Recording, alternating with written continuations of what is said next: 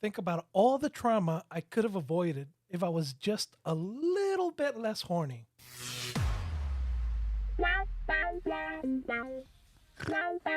Welcome to GayTalk 2.0, the ultimate podcast for your dose of dish.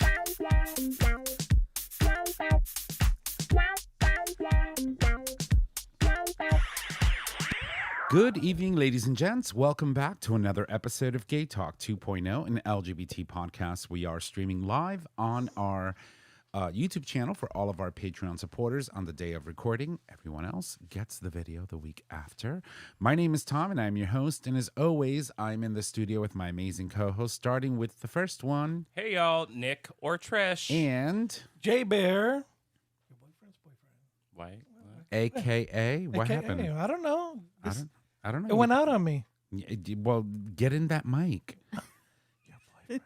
Look, it keeps going out. Oh my God, I cannot. Okay, let's start that all over again. No, No, J we're not. Bear, AKA your boyfriend's boyfriend. I'm very proud of you, Jay.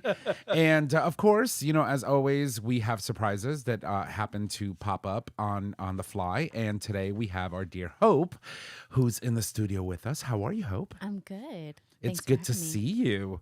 Let me. She's so pretty. Aw. Yeah, I know. She is. She is. I think Hope is on the road to becoming one of our permanent co-hosts.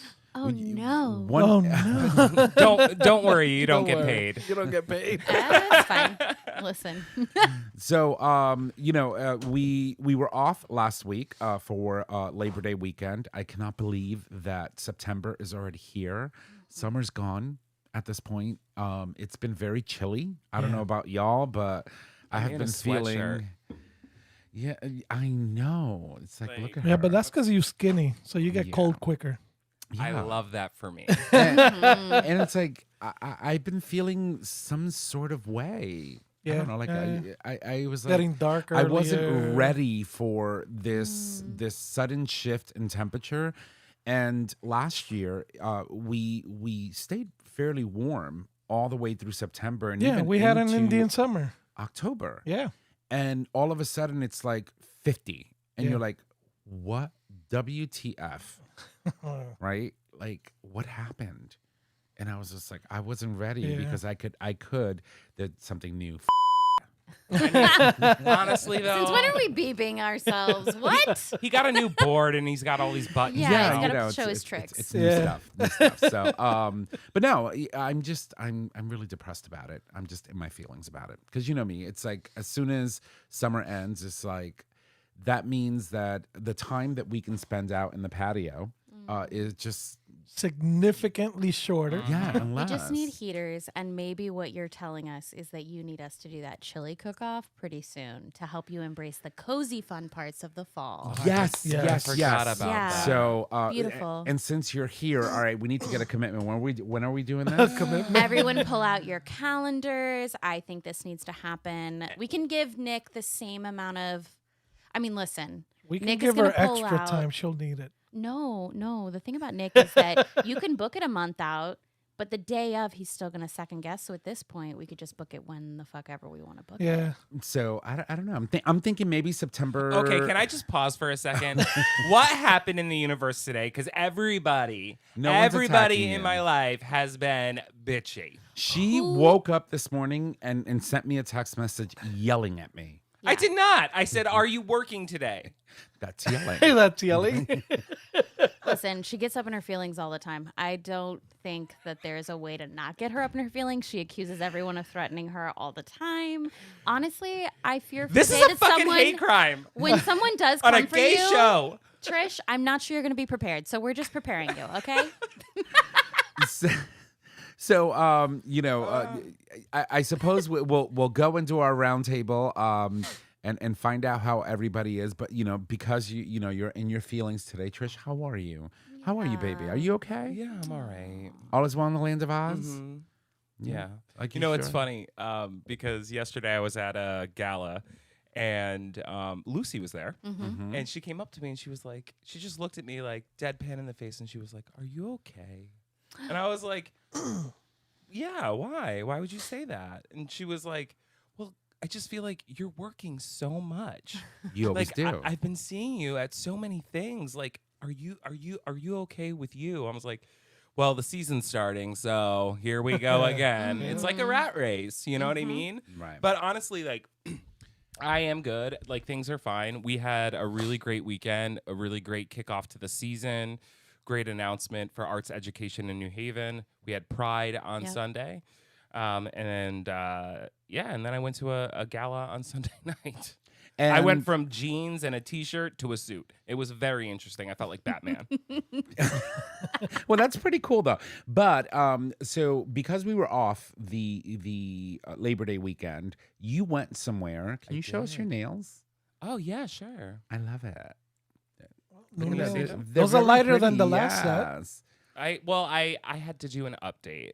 Glitter Yeah, glam. they look nice. But I think they're wonderful. So you want to talk about your weekend with your friends? Yeah, so I went and saw Colin and Jonah and the crew, the Gaycation crew. We had such a great time. I hadn't seen them in a while. But we went to Wells, Vermont, which is like this little town. Literally, like you drive through it in 5 minutes. Schitt's Creek. Schitt's Creek might be a little bigger.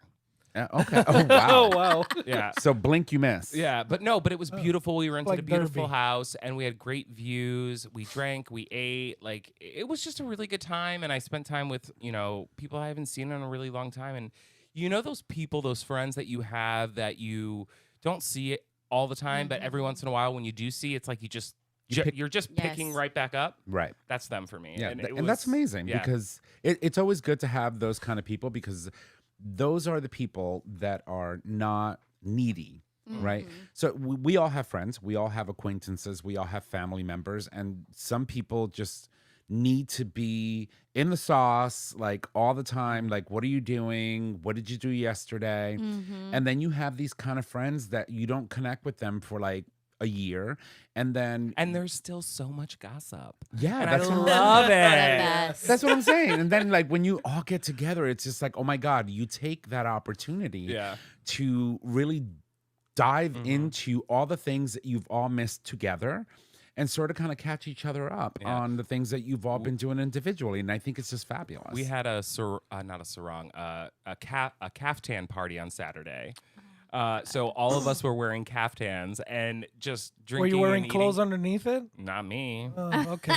proud of you. That's the way to do it. But no, it was just a lot of fun. But then I hadn't seen. So we went on our first gaycation and we met this guy and his name was Jordan, and I hooked up with him, and he just kind of like became part of the group.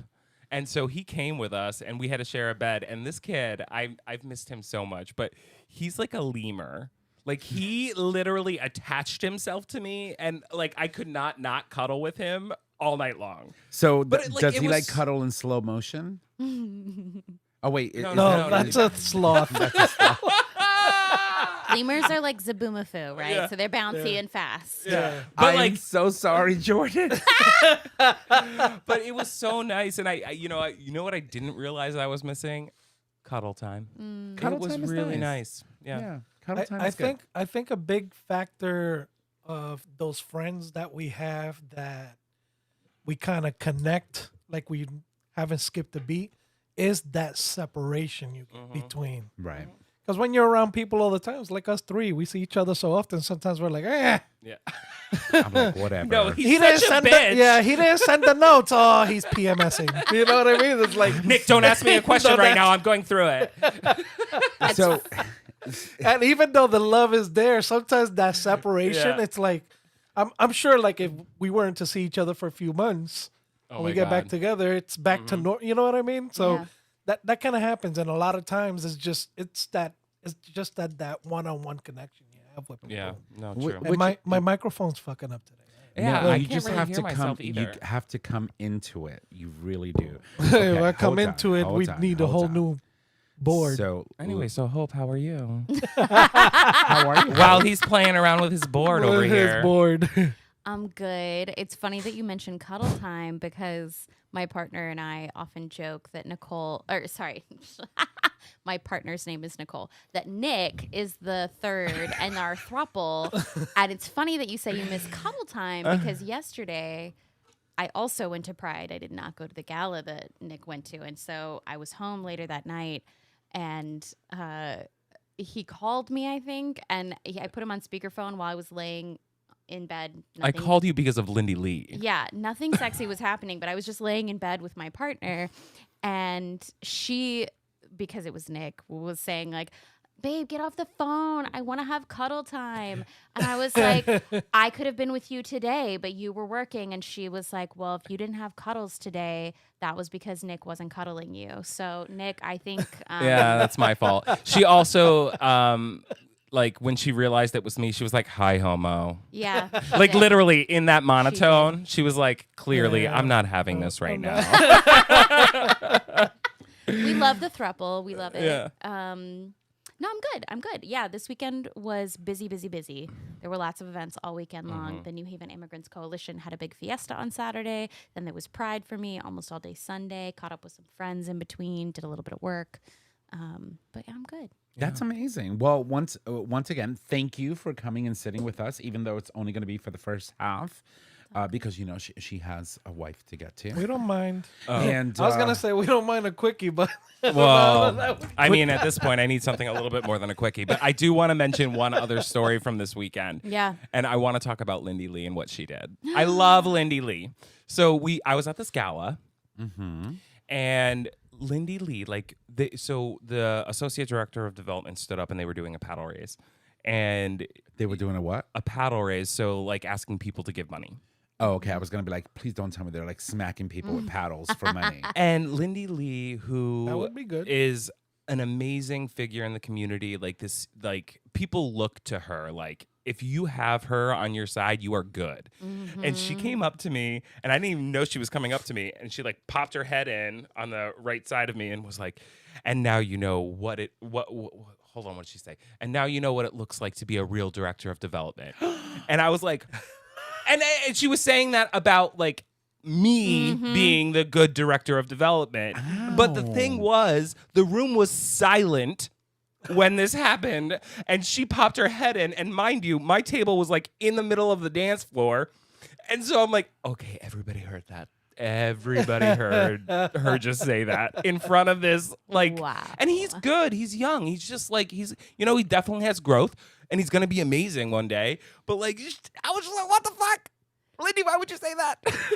But this is also Nick's way of making sure we all know how accomplished he is, and I love that for Exactly. him. I love that for him. Look, I don't gloat that much, but when I do gloat, I gloat.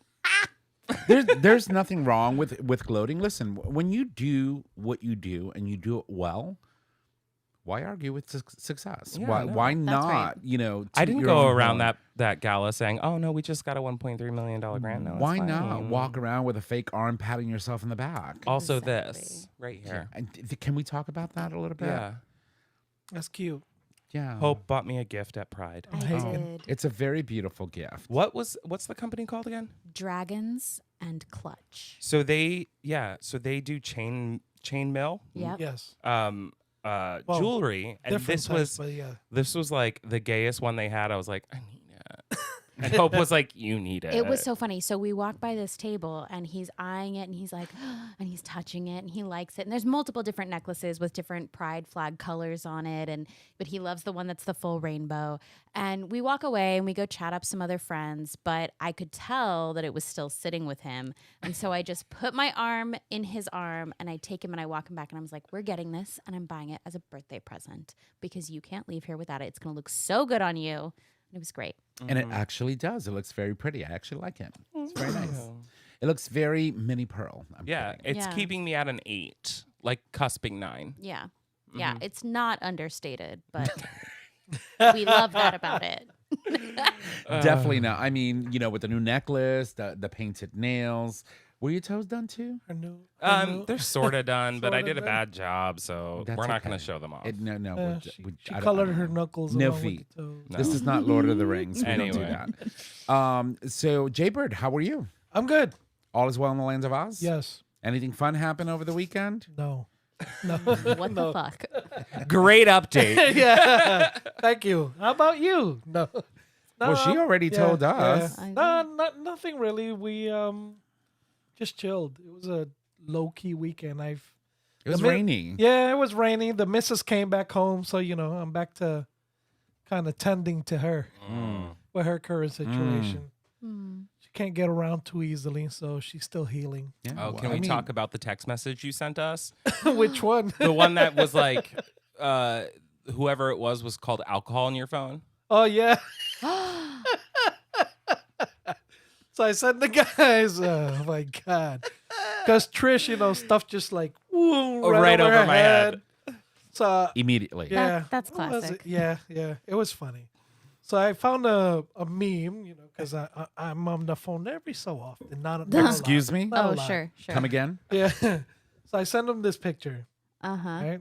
So it says the title instead of a personal name, it says alcohol. So it says, "Did you forget about me? Come see me again, please, baby. I love you. Come home. I miss you." Okay, so pause. Mind you, his wife is in the rehab or the hospital at this point. In the hospital. In the hospital, and keep in mind that she has had some issues in the past, right? And so She loves her liquor. yeah. And so my response was, "Who is that?" And like thinking it was a real Person? real person. I was like, "Did you nickname your wife alcohol?" Oh my God. That's where Nick Mines goes. Yeah. Yeah, No. yeah. And he's like, "No." No. You completely missed the whole Yeah. point. No. The joke is that the alcohol misses him. Yeah. Okay. It did not All right. land right with me. But Yeah. Poor baby. That's what happens when I sit down and drink sometimes. There's nothing wrong with that. I was like, that was funny. And he was like, woo, why, who? And I was like, who is that? I laughed. Right. Yeah, yeah. I mean, Insulting obviously. it. Yeah. I mean, I I like- feel like half Sometimes the time. you gotta give Trish a heads up. Hey, by the way, this is a joke. Send. She's a literal queen. Yeah, You know, yeah, very yeah. literal. So So, I get it. I am too sometimes. It's okay, Trish. It's okay.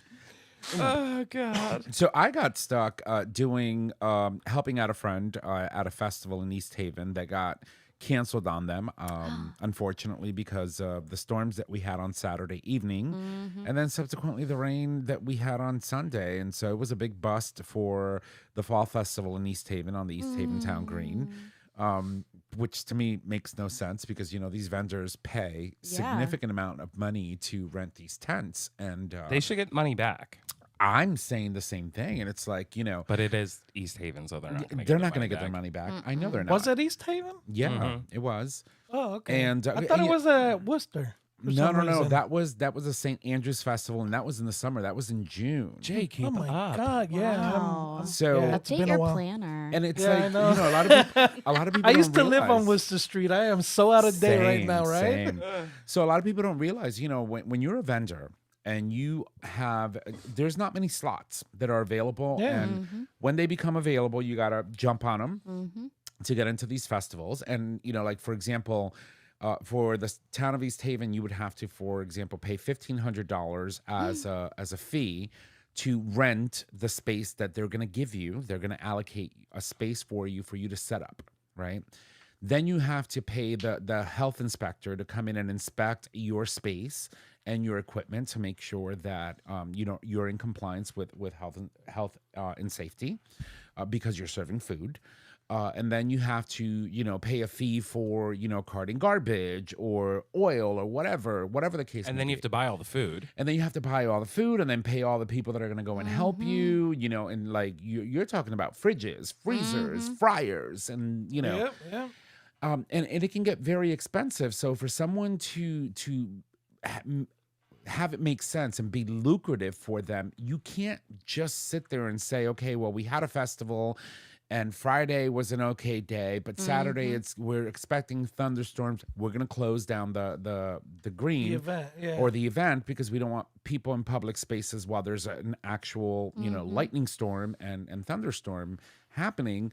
And I understand that part. Yeah.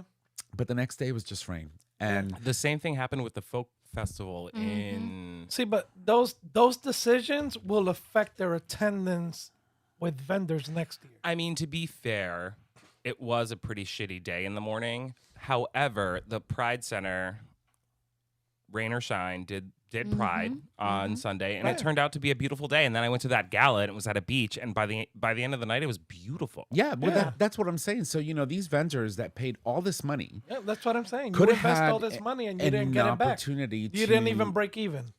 They did not. No one did. They were all so upset. And I said, Yeah. you know what? Wow. One vendor complaining to the town may not get anywhere. They're going to be like, so it is what it is, weather Yeah. permitting, whatever. You signed a contract, but multiple vendors or numerous vendors going up against the Yeah. town and saying this is not right. Because, in Absolutely. the end, their decision is what affected their bottom line. Yep. Well, I mean, they could have just rescheduled. That's what I don't understand. Yeah. I know of 2 other things that were happening this weekend that they were just like, we're gonna. It's a producing problem. Yeah. You have Yeah. a rain space. Yeah. You have a rain space, especially if you're a city. You can get a school gymnasium, you can get city hall, you can get whatever Right. you need to get. Right. I know, It's I know a just- guy at the city in East Haven. It's just insane. Oh, do you? I'm sure you do. My old boss. Yeah, it's just for me. It's just really it's really troubling to see how these vendors, go out. I mean, I was talking to the vendor next to us, and she's like, "Listen, when they Linda. closed us on Saturday, we went back to the restaurant knowing that Sunday was going to be our only opportunity to make To money. make money, yeah. And we cooked. We pre-cooked all of our broccoli and our sausage and That's everything a that lot of- needed yeah, that's a big until like loss. 12 midnight. And then they call us at 9 o'clock in the morning and say, We're canceled. we're canceled for the entire day. And what do I do with all that food? Wow. It was insane. Yeah. It's intense. But anyway, speaking of events, I wanted to take an opportunity to maybe discuss. I miss Pride because of Rude. this whole thing. But I wanted to talk about Pride. So both of you are co-chairs for the board of Pride. So talk about Pride. How was it? How was Pride New Haven? I slept in. What? Yeah, I called his ass. Yeah. So let's talk to Hope. Yeah, because- let's talk to me. Yeah. Let's talk to the one with some So- knowledge. Someone does her job. It's fine. Wow. No, I literally, thank you. I was getting a little warm. I proposed that Nick come pick me up because I let my partner, well, not let, but we agreed that she would use the car that day. And so I was like, oh, it's fine. Nick said he would go to Pride around the same time. I planned to get there 30 minutes early in case there were any last minute setup challenges with volunteers or anything. And so I was like, hey, an hour before that, you wanna come pick me up? Is that easy to do on your way? Yeah, take a swig on your way in. And then he didn't text back, and I was like, it's okay, it's fine, I'll take a lift. I took a lift downtown, and then And it's not like me to not text back. for sure. And so, a little time goes by, maybe another 45 minutes to an hour, and I'm like, this bitch slept in. I know it. I know she slept in. So I was like, I'm gonna call her. And whether she answers or not, that will be her morning alarm. And it was, because literally forgot to set my alarm. Yep. And That doesn't surprise me though. I literally responded to her phone call with, "Oh my God, I just woke up." And she's like, "I knew it." So like 3.5 hours into Pride, Nick arrives. No, 2 hours. Well, 3.5, but 2 hours after you called me. Yeah, Yeah, fashionably late. It's Okay. fine. You were going to be early, and then you ended up being 3.5 hours no, late. it was pretty bad. But either way, Yeah, but you're so busy all the time. So Good thing it I can wasn't see contingent. We're eventually. sometimes when I just Yeah. have time, I just sleep. No, And I love that. It's okay. There's Literally nothing nothing wrong with happened that. as a result. Yeah. But so we it was beautiful. it was a really good event.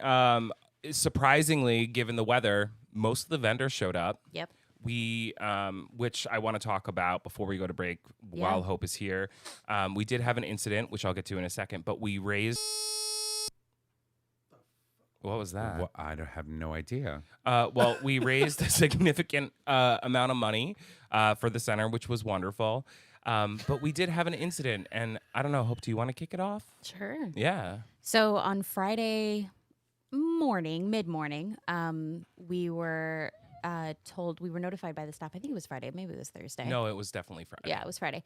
So, Pride is on Sunday. Friday morning, we get a notification from the operations director at the Pride Center saying, hey, we're getting a bunch of heat, a lot of messages because we made a post about one of our sponsors, which is Yale New Haven Health, letting us know, why are you taking money from Yale New Haven Health as a sponsor? they've abandoned. We've talked about this actually earlier on the podcast a few episodes ago. We did. How Yale New Haven Health, along with another medical center, I'm forgetting the name, in Connecticut, have stopped doing their gender-affirming care. And they have stopped doing it as a result of, threats from the federal government and potentially losing a bunch of federal funding for all their medical work. Not And they just do a lot of gender-affirming. really great work outside of that. So it's clearly like this attack on the funding specifically, you can see how it's specifically aimed at marginalized communities, That's right. Because it is really interesting to see the fact that they're trying to pull funding away Yep. when Yale's doing amazing stuff with cancer research and diabetes research and more and more. Moreover, more stuff than just that. Like they're doing a lot of stuff. So Women's health. yes, and so now Yale New Haven Health has to make a decision. I'm going to lose this federal funding because of this thing, gender-affirming care, and it's going to affect this many people, Right. and so all these marginalized communities are being affected because of it. Right. And I happen to know one of the lawyers over there at Yale New Haven Health, and they've been fighting this for a long time. They've been fighting it. But, ultimately, Yale New Haven Health made the decision they did, and we had gotten that sponsorship money before they ever announced that. But the community called us in. They were like, we should be boycotting Pride if Pride is starting to take money from people who aren't supporting our trans and gender nonconforming community members. And they were not wrong. Right? They were not No, wrong. they're not.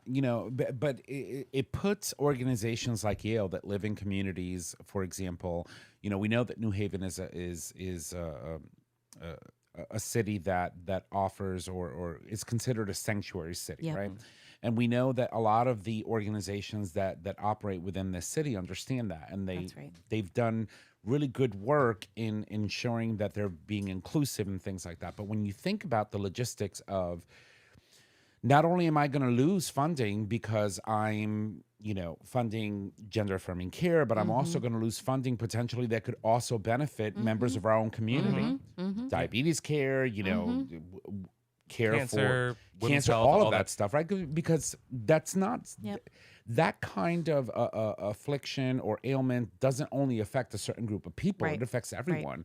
And they make that decision. But I am so proud that the Pride Center, you guys put out a message immediately and said, you know what, it will hurt us, it will hurt our bottom line, but in the end, we cannot accept this type of contribution from this organization because of the decisions that they made. Yep. We get that. And I, and that said, that process of getting there, it was, so we got the first message Thursday night, and then we continued Friday morning, right? And my response initially was, with the threats that they're facing and all of the amazing other work that they're doing, I think we can craft a message that's saying, hey, we understand why this happened. We don't support it, right? And then after that, I have to give props. I have to give massive props to the operations director at the New Haven Pride Center, because she made a very, very straightforward, compelling case as to why that doesn't work. Yep. Right. And that said, me and Hope had a phone call with her Friday morning, and we empowered her to take the reins and call Yale and have the conversation, which she did. And what I was so surprised about was, well, not surprised at how she's grown as a leader, but Yep. what I was surprised about was Yale's reaction. Yep. They were so compassionate They and were. they were so understanding, because Their let's hands be, are tied. Well, because the people who work there know, Yeah. right? They know how terrible this is. They know that we are in a tough bind as well. And they recognize and respect the fact that we have to tend to our community. I mean, one of the things that Laura, the operations director, said that was really powerful to me was she shared the story of someone who called her when they saw the post go up on social media and said, hey, I get it that you all need the funding, and I understand that. And so if you ultimately have to keep it, okay, but I want you to know that my kid received one of those letters from Yale New Haven Health saying that their gender affirming care was going to stop as a result of this new policy change. And so knowing, of course, like intellectually we understand our community in New Haven and Greater New Haven is suffering by the like this cutoff from care, but knowing that people who use our services, like this was a person who volunteers at the center, whose kid takes advantage of a lot of our programs, and knowing how directly that impact was, it's very powerful. And it's part of why I really believe in activism and advocacy. Right. So share your stories when you know that an organization that's really well intentioned might have made a mistake and needed some calling in. Right. Yeah, and ultimately, at the end of the day, when I say that Yale New Haven Health was so gracious, they were like, Yep. look, no, keep the money. We understand we can't get recognition. Yep. We understand that it's probably not safe for us to table, while we did give the money back because ethically we should have. The fact that they offered that to us as a sponsorship with no recognition, it's a huge thing. Huge. No, of course it is. So let me ask the question. I mean, I have you both here, and I think it's a really good opportunity to talk about how do we counter the loss. We don't have to talk about sums, Well, right? Obviously, Honestly, the Pride Center did it right? Yep. So if you go back to the message that they put out, they said, while we really need this money, in this moment, we're giving it back because we can't accept this Right. ethically. right? Yep. Ethically, we Our can't. mission Right. literally goes against every dollar that this sponsorship allows. Right. However, we need that money. Of They course we added do. the link for the Give Butter. We raised more money than the sponsorship actually provided to us Yep. because we were not only just Transparent. transparent, but Accountable. but we also leveraged that moment as like, Yep. look, it's not like we're losing this funding for a good reason, but in doing this, we need your support. And they in turn supported us. Which is amazing. So that's what I wanted to understand. So we understand the impact, right, that a decision like this has on the center. Yep. But clearly, your ability to pivot and do what needed to be done and say, hey, we're going to send this communication out.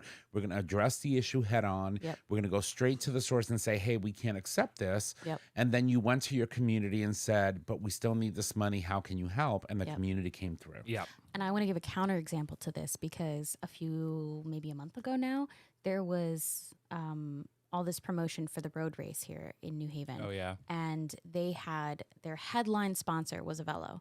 And Oh, there yeah. was a community movement against the road race very publicly and quietly at first. Quietly, it was like, can we go to these people behind closed doors and say, hey, guys, don't do this. Do you know what's going on in the community? But then it had to become public because they were pretty resistant. And Which is usually the case until you put it, you put the In the public pressure. eye. coal You put under the their feet. pressure. And, Yeah. and sidebar, just to reiterate, Avello is now doing immigration deportation Deportations. flights. Yep, including on the East Coast now. So that's a whole other story. But they, the road race was really resistant, put up a lot of backlash. So it took our response was within 24 hours. Theirs took a few weeks, and they eventually dropped the sponsorship. And once we found out the dollar amount of the sponsorship, we said, why in the world didn't you come clean publicly, quick, say we're reversing this decision because that is such a low dollar amount that those of us who are pushing on you to drop this sponsorship, we know where the money could be. In fact, there is a funder that we had a relationship with who said, I'm trying to help people who are trying to drop their sponsorships from Avello specifically. I want to make sure they don't take a loss, really important good causes. And I can't do that though if they're going to resist the idea of dropping Avello as a partner. And it was pretty shocking. And I don't know ultimately if they ended up finding another way to recoup that money, but I'm sure they it did. was just a moment of how I was really proud of the Pride Center for not only, how quickly Laura flagged that. She didn't sit on it and kind of wrestle with it. She didn't waste any time. She flagged it immediately. And then we, of course, co-signed her ability to make that shift quickly and promptly because that's how the community continues to give trust and therefore continue to support your work. Right. Yeah, Transparency is a big nowadays. I mean, with the way things are going and the way people want to know, if I'm going to give you money, why? Oh yeah. They pulled out. How much are you losing? Because I mean, Yep. and I think that was just customary back in the day. Yeah, we lost millions, but no specific amount. You know what I mean? Yeah. And then it's like, was it millions or was it $1,000? You know what I mean? Yeah. And I think that's a big factor. And if I also as a think person who donates, if I hear, damn, they lost, $10,000, Yep. I'll give 20, I'll give 25 That's if I right. can afford to. Yeah. That's right. No, and I think that's also an important piece, right? I think the size of the organization really does make a difference when it comes to sponsorship dollars and how much money is coming in. Because like a sponsorship for the Schubert at the level that I receive is very similar to what Yale gave to the Pride Center when we Yep. think about the size of the budget. But those both affect it just the same. Anyway, so we do have to wrap it up. Yep. Hope needs to get out of here. But I do want to just key up the fact that the reason we're talking about this will feed right into the second half of the show because of Yale New Haven Health's decision to stop gender-affirming care and how that affects suicide rates Yep. In our community. So That's right. Amazing. That's Thank what you we'll so come much. back That's for. a great tee up. I want to take an opportunity again. Hope, thank you for taking time out of your day.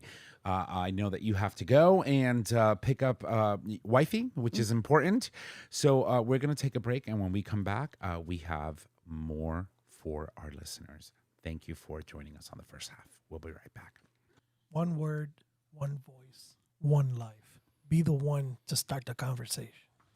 All right, ladies and gents, welcome back. Thank you for allowing us to take that break. We did need it, and we are back. And we wanted to focus on the fact that September is Suicide Prevention Month, and we wanted to take an opportunity to talk about, the fact that in our community we see a lot of things that are driving individuals, specifically youth, to question whether or not they belong, whether or not they should be here, whether or not they are important, whether or not they are worthy of life. And we wanted to take an opportunity as a group here to talk about suicide prevention. And so as Jaybird over here introduced us,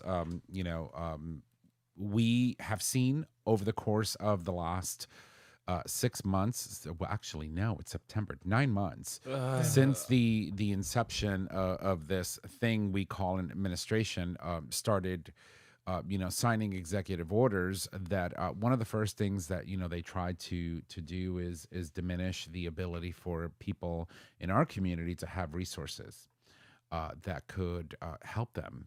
Should there ever be a need for them to have a conversation with someone that could potentially change their mind from doing something that they would, not only them, but that people would regret. A lot of people don't realize that when you're going through things, you're not alone. You never are. You are not alone. I am here with you. And so we have some materials that, of course, a really good friend of ours and a previous guest, Maureen, provided for us. She sent us a kit. We wanted to make sure that we focused on it. And I wanted to open it to the group here. As you know, Hope has already left us, but we obviously, myself, Nick, and Jay are still here, and so we wanted to talk about it a little bit. So, open table, gentlemen, what are we doing? Well, I mean, so to go back to Maureen, Yes, as we know, I've talked about it many a time on the show. yes, Maureen Crick Owen and I lost somebody very close to me, Yes. Matt Crick, to suicide. And so suicide has become one of those things that we champion. Not that we wouldn't otherwise, right? But September is National Suicide Awareness Month as well. And it is important to reiterate that while 988 is under threat of being defunded by your favorite chief in office, it's still available. You can still call it. yes. And it's really important that if you need it, just dial 988. I did it today just to check to make sure it was still working. Right.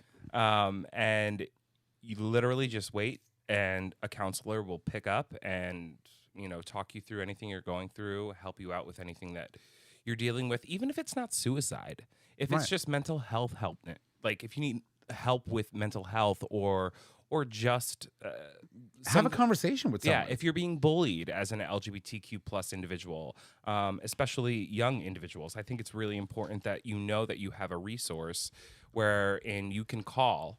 And I think it's really important that we just some key facts. So 90% of LGBTQ people feel as though they have been negatively impacted by recent politics. Right. And not it's only been 9 recent- months. Not only recent politics, but I mean historically. We have been a very, very extremely marginalized community in a lot of decisions when it comes to policy, going back, in history. Yeah, but I would say that during the Obama administration and then the Biden administration, people felt safer. They felt better. Yes, And so now yes. that we're back in this situation again with this fucking Cheetolini, we are seeing that more and more LGBTQ young people are saying, I am being affected by this. And we're seeing it directly by the policies that are being, Yale New Haven Health. enacted.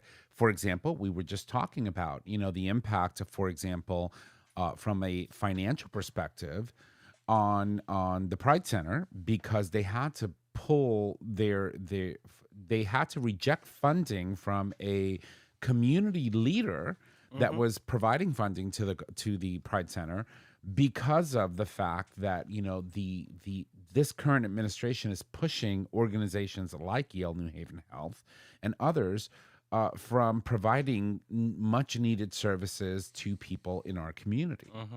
And so, I mean, well, what I'll also say too is when we're looking at percentage wise, right? So the LGBTQ plus community is the smaller percentage of youth, right? of course, I mean, However, they have a higher rate of suicide attempt and suicide actual committing suicide right, than the cis heterosexual community. right, In saying that, there's a reason for that.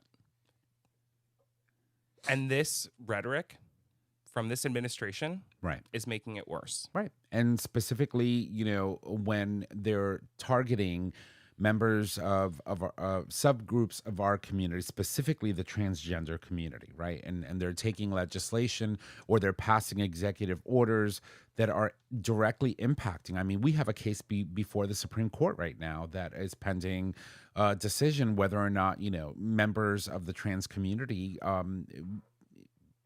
have access to life-saving healthcare, right? And I wanted to take an opportunity to read something because Maureen was very thorough in a lot of the literature that she sent over. But I wanted to talk about the presidential action. So this is the executive order, which was signed on January 26, 2025. So this was literally a couple of days after this Sorry, person. give that to Jay. This person took office. And it said here, by the authority vested in me as president by the Constitution and the laws of the United States of America, I hereby order Section 1 policy and purpose across the country today.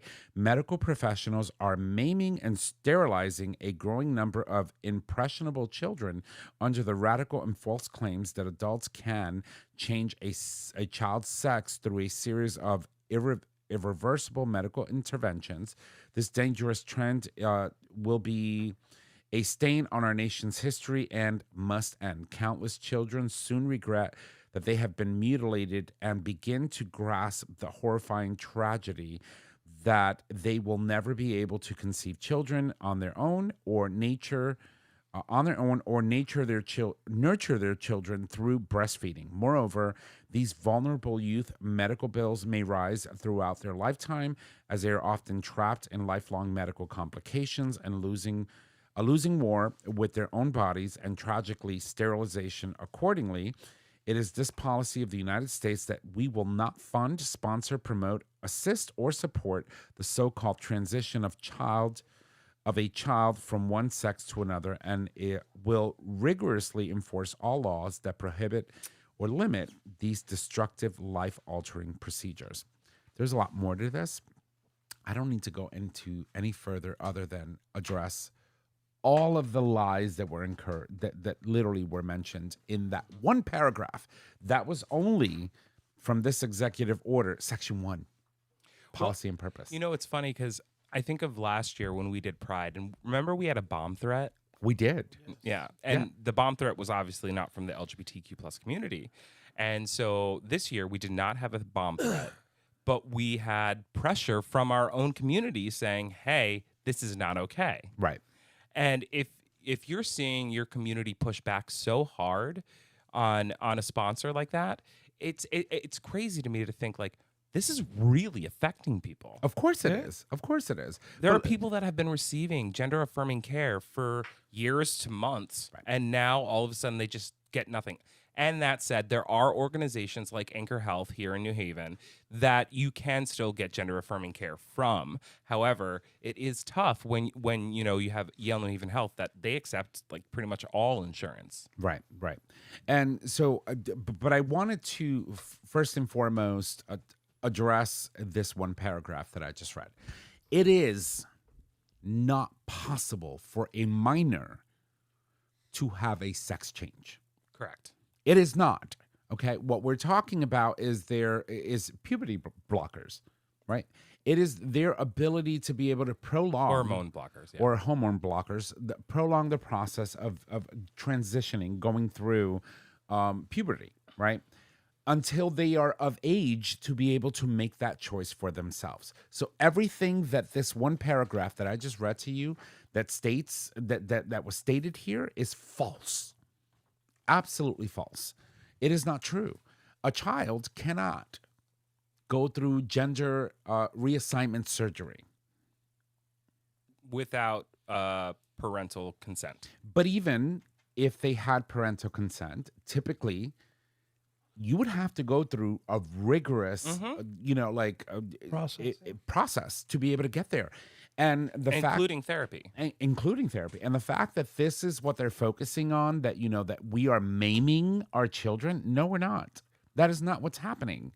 And, you know, for me, it's like the messaging that you are telling these children is that they have no options to address how they feel. They have no options to address who they are as individuals. They have no options, in at least currently in this administration, to feel that when they finally are able and of age to make that decision, that they are making the correct decision. You're sowing doubt in the fact that these people feel how they feel. This is how we land here. This is how we land with youth feeling like they're inadequate, like they don't belong here, like they don't belong as part of society. And in a sense, make them feel like, you know what, why am I here? It's not worth that. You know, and for me, it's very like... Well, when you have the leader of a country saying a certain thing, it literally... it seeps through the entire country, right? Not just their supporters. Not only that, the world. No. So first and foremost, we can talk about the fact that, like, we look at my family. right, Look what's happened to them. right, You know, I'm the last Democrat standing. I'm a gay man, and they still support a man who is taking rights within my community away from people. right. I mean, and we're not only talking about, And they're obviously, compassionate, loving people for the most part. for the most part, until you get into a group chat, and then, you know, things go south very quickly. No, but I want to focus on what we're talking about. I've tried to leave it so many times. They keep adding him They back. keep adding me back on. So Jay, you worked with youth. You've worked in the social services spectrum. Rhetoric like this, how damaging is it to youth? Not only youth, but you also have to remember you have even individuals that are related to these youths that don't see their point of view, or agree with these decisions. You know, regardless of their political standing, will use this as an excuse, or will use this to further cause damage. Right, and further inflict pain and suffering. So you know, you have to be real careful how you address these things. Right. You know, and so the treasurer of the Pride Center board is trans, identifies as female, and she has a big job, like high, like big job in a corporation, and sometimes I think like this has got to be weighing so hard on her. Like, oh, crusties, because honestly, like there are probably a lot of people higher up in that corporation that are Trumpers, Yeah. and that believe in this rhetoric, Right. And so it's not just the youth. The youth, yes, very important. We need to support the youth, but we need to support the entire community. All of it. Yeah. Every single person that, exists within the spectrum of our LGBTQ plus Right. community. Because think about how stressful your job is. Yeah. Right? Mhm. Now think about it. I mean, like, you're a gay man and like, but you're like, I'm gay, move. Like, you're generally okay. But think about it from the perspective of having that stressful job and then having that other aspect of it, right? Having that piece where people look at you differently, Right. and people do look at us differently no matter what we do, right?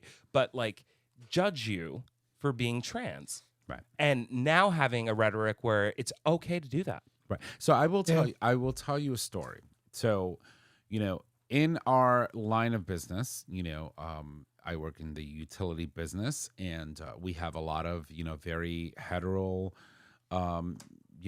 focused, like specific jobs. And, when you think of an electric company, you think of linemen, right? We had an individual in our company that wanted to transition. And she went through the process, and she did. And I think you've said this before. but what I'm about to tell you is it's disheartening. So she went through the process.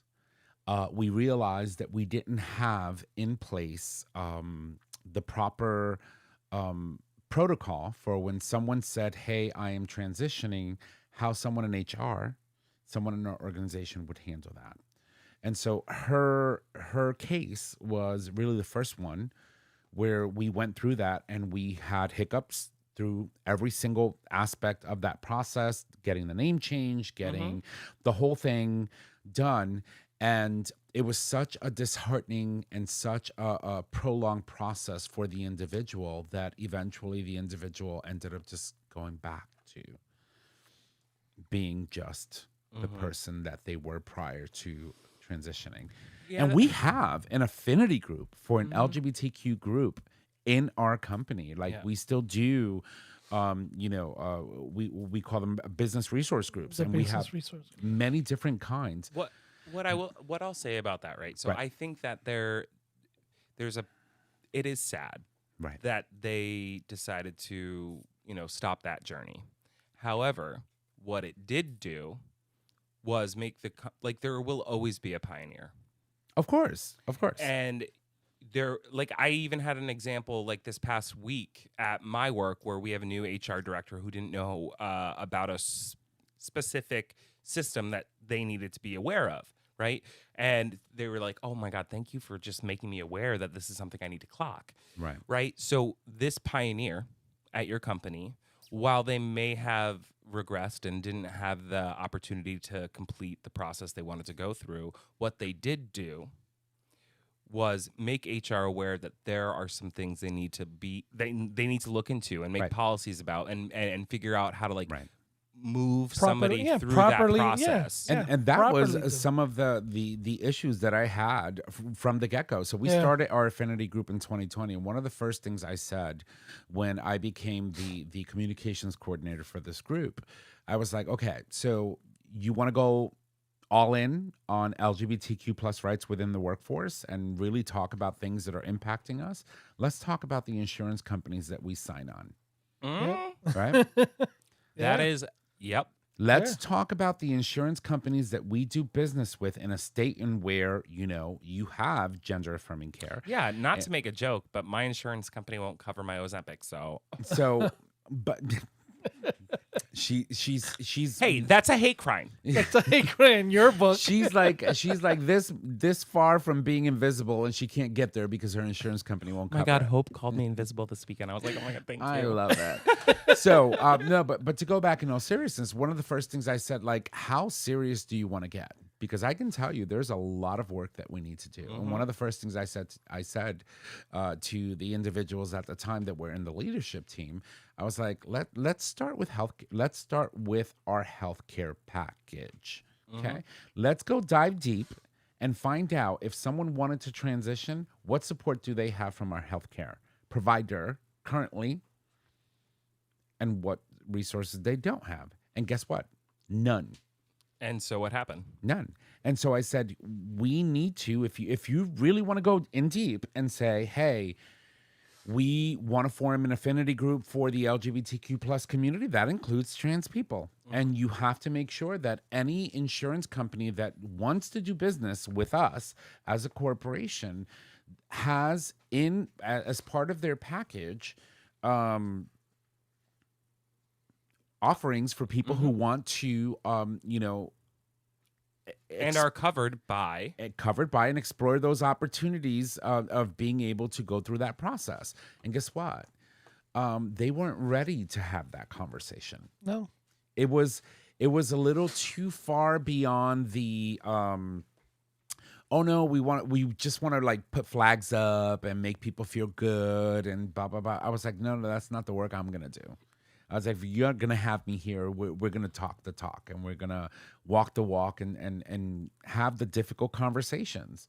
You know, for you to be able to fully embrace our community, you have to make sure that they have an opportunity to exhaust all of the resources that we're gonna provide for them in all different aspects of what we offer. Yeah, you can't offer the program, during Pride Month and it's not existed the rest of the year. No, and so All these and a lot of big companies do that. They want what I like to affectionately call Pride Month.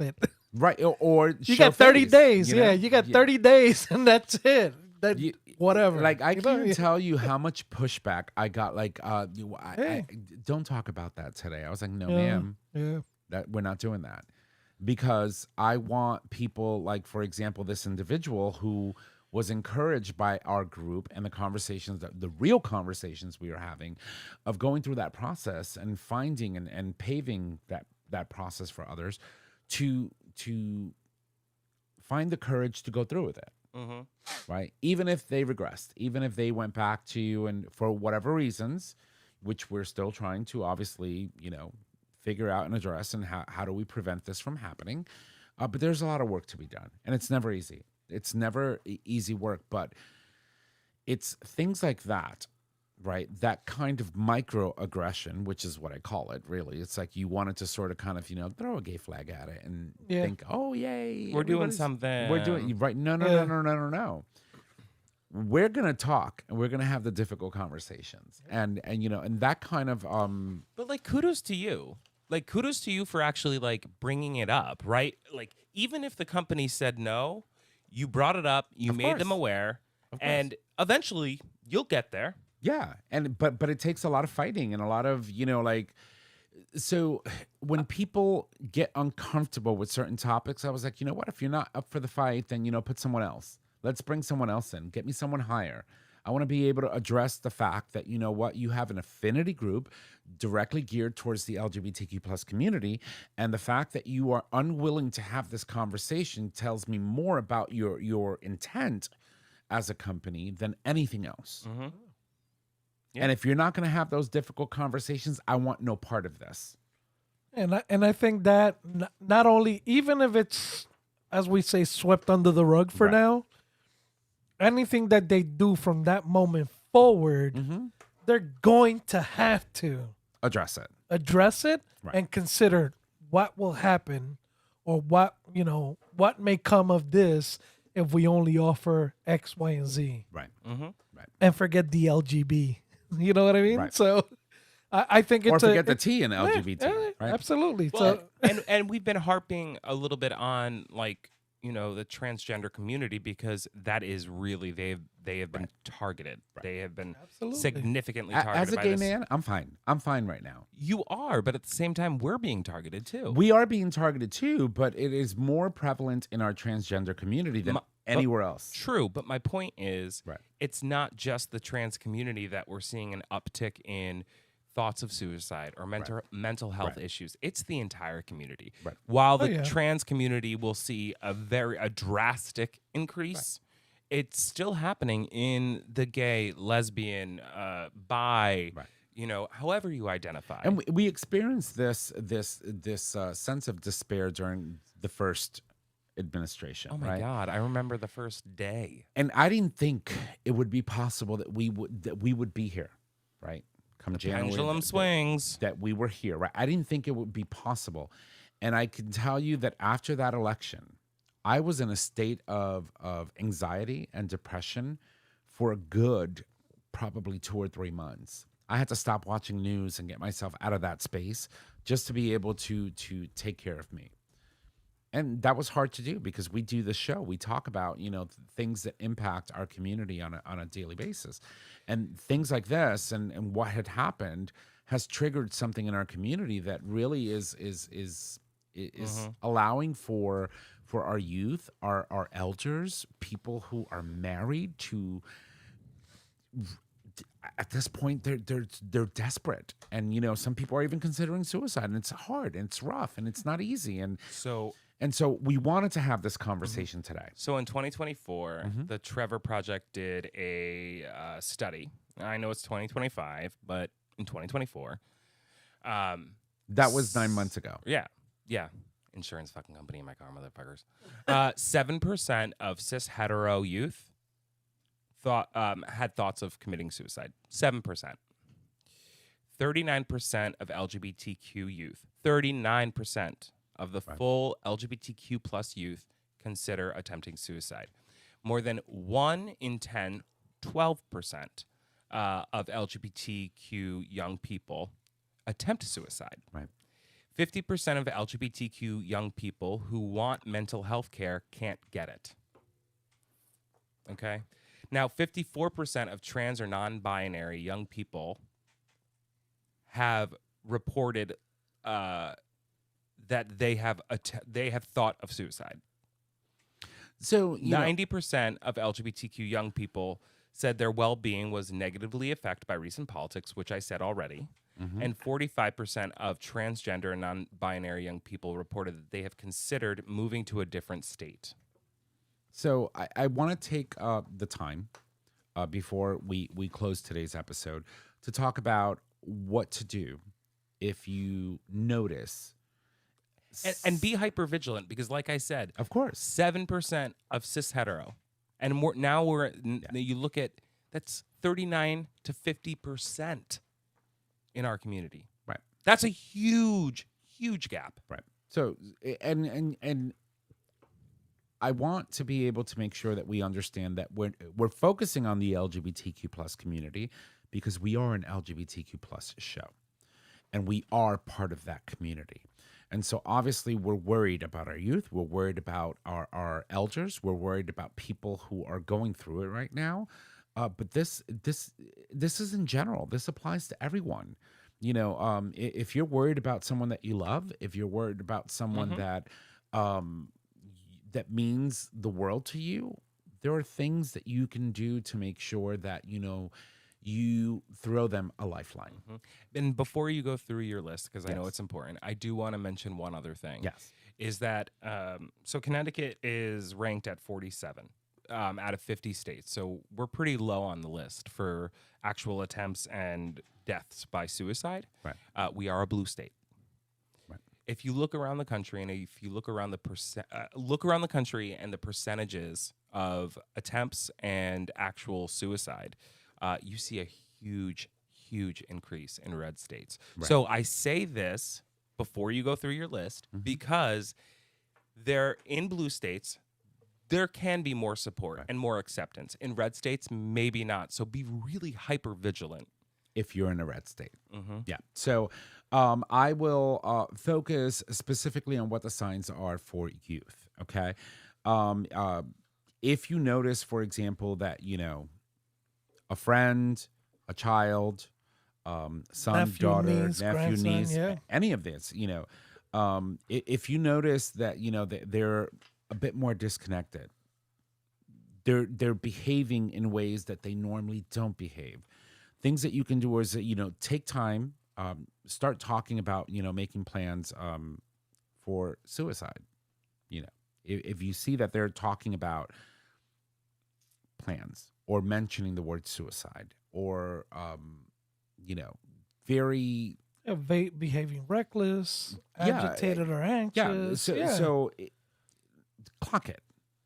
Yeah, they feel like they're a burden. Right. That If they're like, yeah. even if they say, for example, something like, I just feel like I never do anything right. That could be a reason that someone could be, for example, contemplating suicide. If they're expressing hopelessness about the future, where they see themselves, who they are, how they feel about, current politics, that could be a driver for someone making a decision to commit suicide. If they display severe, overwhelming emotional pain or distress, that's another sign of someone that could potentially be, wanting to harm themselves. Showing worrisome changes in behavior, particularly in combinations with warning signs above, including significant withdrawal from or changing social connections, situations, changes in sleep, either increased or decreased, too much sleep or not enough sleep could be signs of someone that's going through something. Anger or hostility that seems out of character or out of context. If I lash out at my fellow, co-hosts here Podcasters? on around the table, it could be significant. Tommy, I'm are you No, okay? she's just Puerto Rican. yeah, so. The lashing out is just Yeah. atypical. You could see, for example, someone feeling recent increase in agitation or being irritated very easily. That could be another sign of someone that's going through something that's not normal.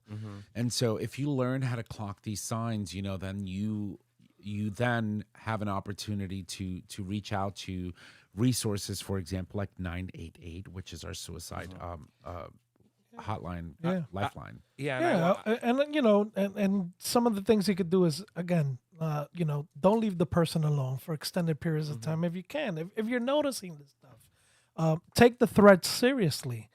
Listen, don't judge.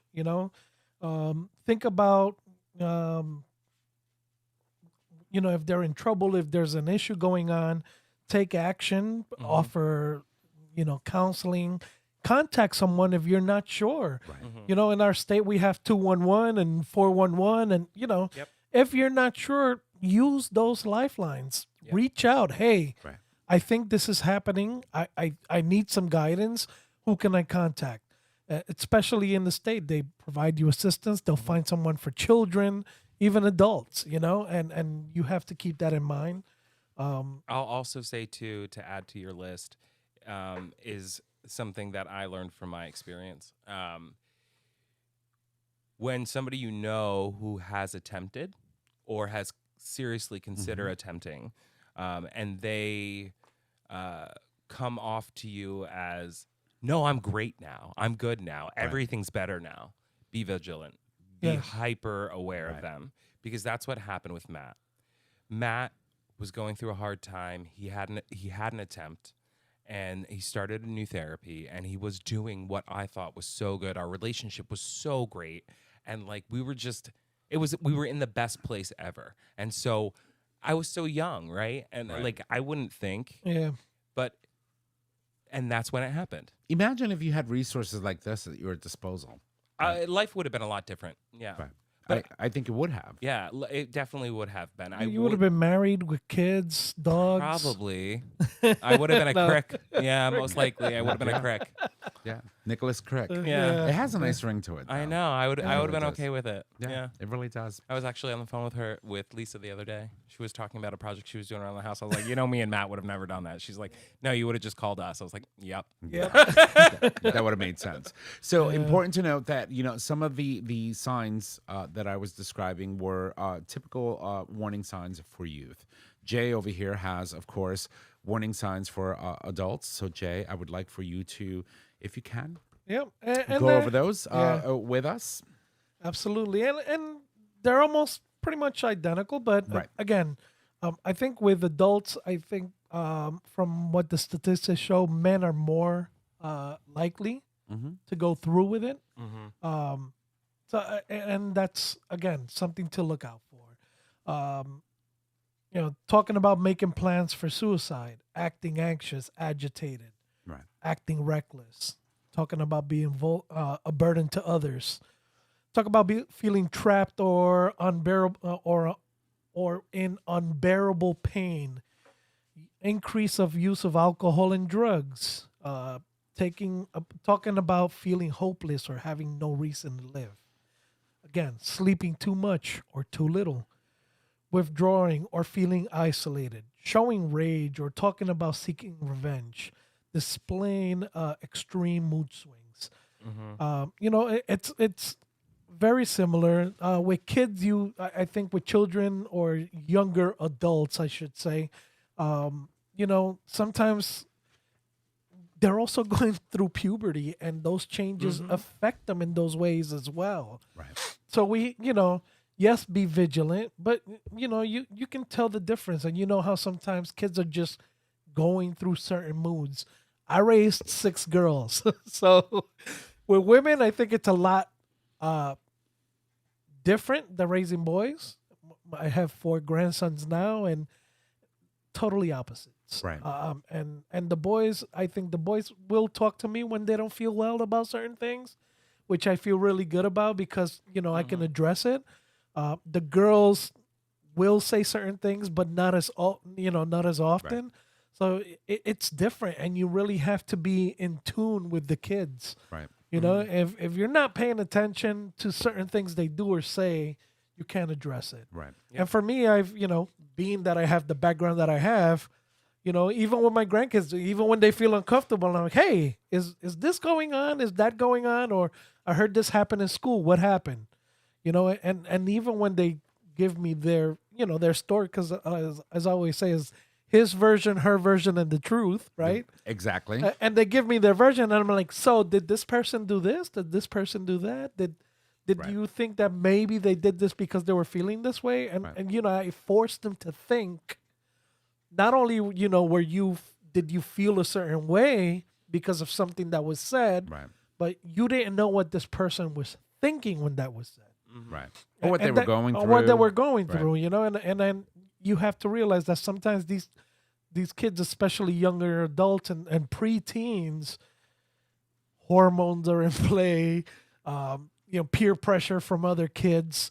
So you have to kind of learn how to navigate that. Right. Because again, just normal teen stuff that we kind of grew up with, nowadays can lead a young child to Right. harming themselves. Not only that, I mean, and then a lot of people don't realize too. It's like their inadvertent facilitation of suicide simply just by the decisions that you make, or by the decisions of owning or having certain things. Yes. Like for example, if you are someone who is exploring potentially owning a firearm, exercising your Second Right Oh my Amendment God, that's where I was gonna go. Proud to of you. to have, right? I will toss it over to you. There are a lot of things that you as a firearm owner should be aware of. Trish. Well, really, what I was going to say is that over 50%, I think it's 53%, Right. of individuals that commit suicide by firearm. By fire. Right. And as a parent or as a gun owner, you have a responsibility to not only make sure that you are storing your weapons safely, Yes. but also not only making yourself aware and giving yourself the education that you need when handling a firearm, but if you have it in the house and anybody else has access to it, they also need to have the education about Right. what it means to own a firearm, including and not limited to your children. Yes. Absolutely. If they know it's in the house, they should have some education around owning a firearm and what that means. Right. Guilty. No. And you know, Yeah. and some of the things that are offered in a lot of the literature that we see come through regarding firearms and safety, you know, things like, for example, if you have questions in regards to how to handle a firearm, how to store it properly, you know, seek or speak to reputable firearm dealers that may be able to guide you. Okay, well, here are things that you can do to mitigate the potential of someone getting access to your firearm. You're a firearm owner. Yes, I am. What are And things an that avid you hunter, do? yes. What- So I mean, on top of the courses that you have to take mandatory Right. through the state of Connecticut, you know, whenever you go to any place that, you know, an arms dealer or gun range, or they always tell you, no matter where you are, no matter who you're with, no matter what they tell you, always assume that firearm is loaded. Right. They could tell you, I checked the chamber, it's empty. That you don't point the gun at your face and try to look inside to anyone see if else. it's or at anyone else to see if it's empty. There Isn't that may how be Cheney shot somebody? yeah. Well, no, that was hunting, wasn't it? I don't I believe so. remember. Yeah, but you have to keep in mind, and again, with children, Right. I'm a person now with grandchildren. Right. You know, all teenagers, Mm-hmm. and they all know that I'm a gun owner. Ask them if they know what type of gun I have, Yeah. My because they're stored and locked away. They don't need to see them. Although I will, and I have had the conversations with Right. them. Mm-hmm. And That's because you're a smart gun owner. Right. Well, And you have to studies be- do yeah. show that storing your firearm appropriately and correctly and with measures in place Yeah. reduces the chance of someone committing suicide with this firearm or yeah. said weapon significantly. Yeah. So on top, see, all like about access, like me, right? I'm like over the top, especially because there's younger kids at home. So not only are my guns locked away in a room where there's a lock and in a safe, but the guns themselves have a trigger lock with a key and a combination. See, that's smart. Right. So if for whatever reason I forget to lock the room and they get into it, Yeah. It's so crazy how you know what I times mean? have It's changed. you Because really when- have to be smart. When I was a kid, I remember going to my grandpa's house, and my grandpa was an avid hunter. And he had rifles and bow and arrows just hanging on the wall. Yeah, Right. yeah. I mean, And- it's the and- thing to do. and- These are your prized possessions And hanging on now, the wall. like Right. my, I'm not going to say who, but somebody in my family is also a gun owner, but they are so diligent about You have to be. the storage, about safety, all of it. Right. Where it just like you, like Yeah. where I don't know if they have the thing what you were talking The lock for the trigger, yeah. the trigger lock, but like it's in a locked room in a safe that's locked. Like Yeah. they're doing it right, and like Right. that's what Yeah. that's what's important, Yeah, right? and I haven't been out hunting in about a year or two, and I think last time What kind of hunting? last time I pulled out my rifle for cleaning, I couldn't remember the combination lock. That's how long it's been stored. Well, honey, You you're know what I also mean? getting up there. yeah. No, Yeah, you're getting up there in age. So now I got to do, no, but you have to just be aware, be conscious, you know, and people are, they're not going to go in there. They're like, shit. I remember as a kid, my friends' parents had guns in their house. These kids would pull this shit out all the time, a rifle. And I'd be like, bye. And I that's- would be out the door. I was a smart one there. Yeah, and let's be fair, every family has a family like security code. Yeah, You know what I'm yeah, talking about? yeah, If you got an alarm yeah. at home. Yeah. Do Don't not use use that that. code. Yeah, exactly. Yeah, please do not. No, and I always, I am not a firearm owner, although I've considered it, given the nature and the current state of this country, because you just never know. But in the end, Let's get our handgun license together. let's do it. You want to Okay. go do it? Yeah, Well- I want mine's gonna be rainbow or pink. I want. I was thinking. I wanted daughter a, has a a pink one. Colt. My daughter has a pink one. I want a It's really pink nice. Colt with like fake white ivory on the For handle. for It has me, to be fake white ivory because Fake I white. don't want. for me, it wouldn't be necessarily about like using the gun. It would just be more about like I want to know. understanding. Yeah. You know. Yeah. Should a civil war break out, how to use a firearm? Oh, there she is with her rainbow handgun. Pow, pow, pew, pew. Shooting Bitch, come for Skittles. me. Shooting Skittles. Shooting Skittles. I can't wear her. But no, in all seriousness, so what do you do if you are a parent, if you are an adult, if you are a young person that sees someone that's going through something that you potentially may have, you're concerned over? What can you do? What can you do if you are someone yourself, as an adult, as a young adult, as a child, as a youth that are going through it and really you don't know where to turn to? Boys, what can they do? Call 988. That's right. 988. It is 988 is the Suicide and Crisis Lifeline, and it is available. It is just like you would dial 911 or 211 or 411. 988 is a 3-digit code that you can dial, and at the other end of that line is someone that will answer. The service is available 24 hours a day. And it's available to anyone. And if you find yourself in a situation in where you need to talk to someone, that is certainly a number that you can dial. It is a lot easier than having to remember a 1-800 number. It's just 3 digits, 988. And you can also chat with someone if you go to 988lifeline.org. Which gives you an opportunity to explore not only some of the literature that they have online, some of the resources that they have online. If you're a parent and you want to educate yourself a little bit more on, what are the signs, you can go to 988lifeline.org and read up on all the information that they have that's available to you. And it's free. It doesn't cost you anything. You can also go to the trevorproject.org. That's they right. have a lot of resources. Right. And you don't necessarily need to initially speak with a counselor. You can do your own research and then seek out the source in which you want to pursue. Of course. And, if you're thinking, for example, about the Trevor Project, the Trevor Project, while they assist everyone, it is specifically geared towards the LGBTQ plus community. So Great resource for kids, great Right. resource for parents. Yep, and Absolutely. in state, we shouldn't forget, preventsuicidect.org is one of the other options. Again, as we've mentioned multiple times, 211, which is an in-state info line. And then there's also 800-273-8255, which is the Suicide Prevention Lifeline.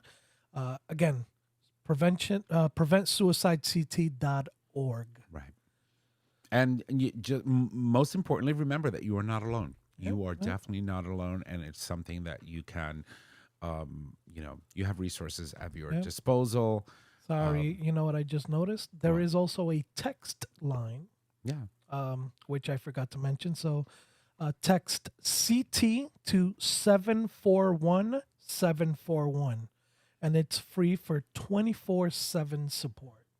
That's amazing. So, or 988, which is what 88, we wanted to talk about today. All right, boys, I think it's time to bring it home, wrap it up. And so I'm going to toss it over to Nick because you are next. And are you ready, love? You want your love? Yes. Okay. All right, everybody. Here's Mama Kim's Minute. Number 1, renowned Italian fashion designer Giorgio Armani has passed away at age I 91. Long life. My God. I've worn his cologne for decades. 2, protesters across Florida rally against rainbow crosswalks removals. We will not be erased. So, great. Yeah. Number 3, Lil Nas X's father shares additional heartbreaking details about rapper's arrest. He got arrested. I Yeah. guess so. Oh, Oh, there were some videos going around online about him walking in his underwear in public in the middle of the night, just being erratic. And he was arrested.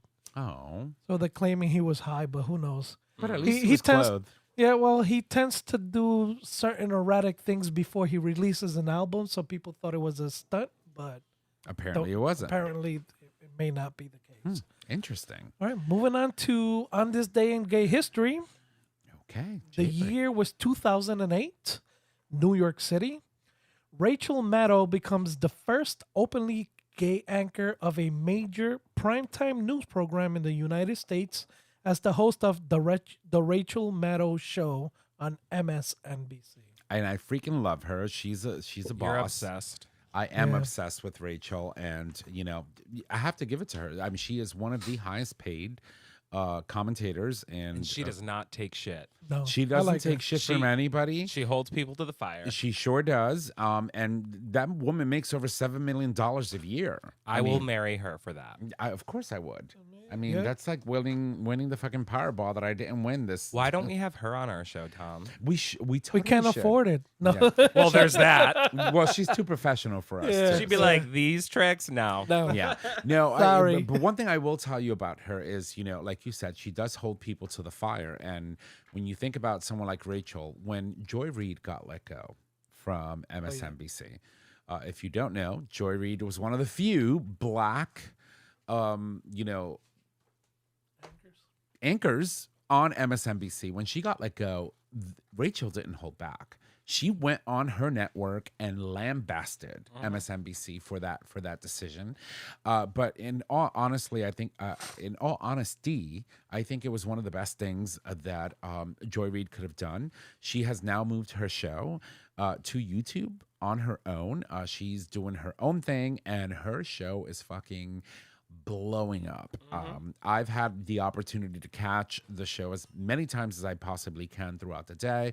And she's doing her thing and just holding people accountable and being blackety black and fabulous, and we love it. And so MSNBC, that was a loss on your part. Not only did she get fired, but also Alex Wagner, who happened to be someone of Asian descent, that was also let go and replaced by a white woman anchor. So there you go. Anyway. There's that. What else do we have? Announcements? Announcement. All right. If you love the show, please make sure to subscribe, rate, and review on your favorite podcasting service. By subscribing, you get the latest and greatest of our show delivered right to your favorite device or web browser as soon as the episode is published. You can also support us on Patreon. With Patreon, you, our listeners, can help to support the show with a pledged donation. The donations are collected monthly and can be in any denomination of $1 or more. Yas Queen. Is this correct? Yeah, next I week? mean, do you want me to take it? I feel like you're good. I think I can All right, manage. go for it. You got this? Yes. Next week we welcome Brianna. Brianna. See, of course, this is Spanish in me. Bree Jenkins, host of the podcast Tea with Bree. Given the title, the love child of Oprah, Beyonce, and Michelle Obama, Brianna Jenkins is a public speaker and activist from the LGBTQIA+, female and people of the color communities, and has years of experience using her platform to evoke change. That's right. And she's going to be not online, but in studio next week. I'm super excited about Oh, that. crap. I'll sit Yeah. in the back seat. Are you going to give her a prime spot? Wow. That's so nice of you, Jay I think Bird. she might outshine me No. anyway from She's- back there. She's been a friend for a while. Yeah. It'll be a fun conversation. I Nice. can't wait to see her. It's been a while. So, tea with Bree. Yes. with Bree. It's going to be tea with the gay boys and Bree and all of us. And we're just going to, kiki out. Yeah. All right. Oh, well, I'm excited about that. Oh, quick mention. We were supposed to have Dr. Evan Goldstein on the show today. Unfortunately, the stars Back didn't to align. school. School happened. He's got kids. So, he had to address all of that stuff. So we are working to get him back on the show because we have to He'll talk be about... on the 22nd. Yeah. We have to talk about all the amazing things that we have on our desk here in the front, which we'll talk about, obviously, when he gets on the show. Speaking of Dr. G, Yes. Give her love. thank you. All right, everybody, get the Future Method and all other products today. All products are doctor developed, can clean out without hurting your bum, take confidence anywhere with the anal powder packs, increase your stretch goals with the 3-piece anal glass dilation kit, and get all the information you need with Dr. G's new book, But Seriously. Visit futuremethod.com to purchase your life-changing bum accessory today. Yes, Queen. Not to mention that we have a Oh, lot. silicone kit, too. That's right. That's right. That's right. All right. Where are we going? Jay Bird, All over right. to you. Time to put a plug in it. Yes. Our Which one? Which size? Which size? Or a silicone dilator. Silicone dilator. Will it be glass or silicone? Oh, who knows? Will we use the new lube? We have to talk about that. I can't wait to have him on the show. Our show is available on our website, gaytalk20.com, under audio podcast. It is also available as a free download on Apple Podcast, YouTube Music, and now Spotify. Yes, Trish? queen. All right, you can find us on social media, Facebook, GayTalk 2.0, Instagram, GayTalk 2.0. You can email us at gaytalk2.0 at gaytalk20.com. Tom, we all wish you luck. All right. I almost thought for a moment there that she was going to say, like, where's my love? Yeah. No, I don't But do yeah, it. She I know, almost hit the button at the end. I yeah. thought so. For a moment Yeah. there, like I saw the finger going. I was like, maybe it's happening. But anyway. All right, ladies and gents, if you need to reach out to us, just head on over to our website. Click on the Contact Us tab, which is located at the top of your web browser. There you can leave comments, suggest topics, submit a question for the cast or an individual host. You can also call us and leave us any messages you may have on our voicemail. We can answer those for you on the show. The phone number is 334-GAY-TALK. And if you need all of those digits, it is 334-429-8255. Don't forget that we do stream live every Monday at 6 p.m. And we are totally, amazingly, like What is fabulously, lovingly happy to do so every Monday. And we love you all. With that, ladies and gents, that is our show. Thank you. And y'all have a good night. Bye!